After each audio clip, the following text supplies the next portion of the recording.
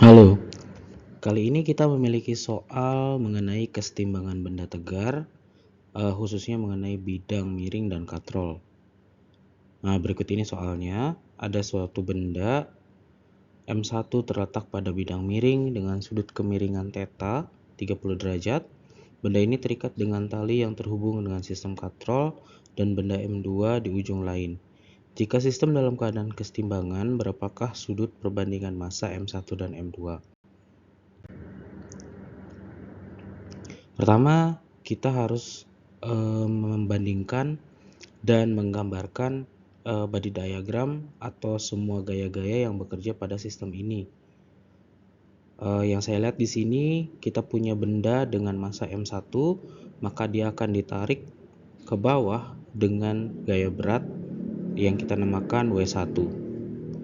Lalu W1 ini bisa kita uraikan ke arah sumbu X dan sumbu Y-nya, sehingga jika di sini adalah sudut theta, maka ke arah bawah adalah W komponen cos-nya, yaitu W1 cos theta, dan yang lurus ini searah bidang miring adalah komponen sin-nya, yaitu W1 sin theta.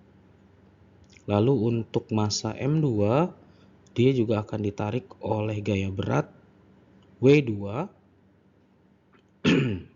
dan untuk menyeimbangkan berat ini akan terdapat gaya tegangan tali untuk benda 1 yaitu T1, dan untuk benda 2 ada T2.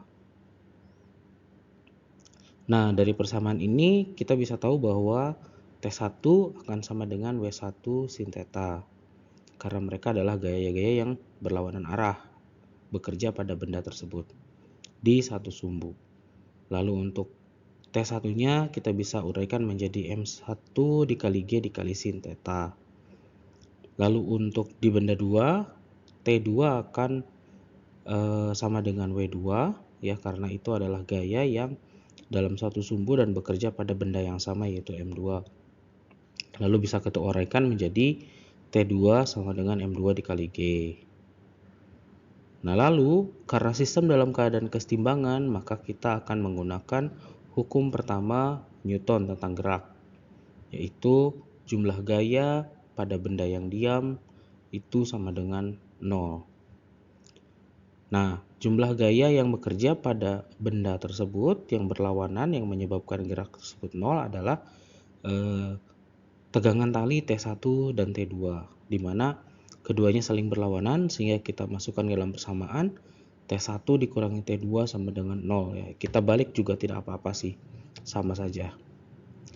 Lalu kita pindah ruaskan, maka T1 sama dengan T2. Lalu kita substitusikan dengan gaya-gaya yang telah kita uraikan sebelumnya, maka menjadi M1 G sin theta sama dengan M2 G. Nah, G-nya bisa kita coret ya karena ada di kedua sisi, sehingga kita bisa dapat M1 sin theta sama dengan M2. Lalu, karena pertanyaannya adalah perbandingan massa M1 dan M2, maka kita pindah ruaskan M1 dibagi dengan M2 sama dengan 1 per sin 30 ya, tetanya bernilai 30.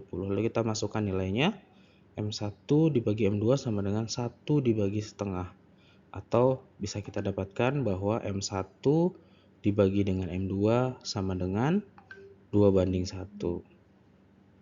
Oke, sekian dari saya. Terima kasih.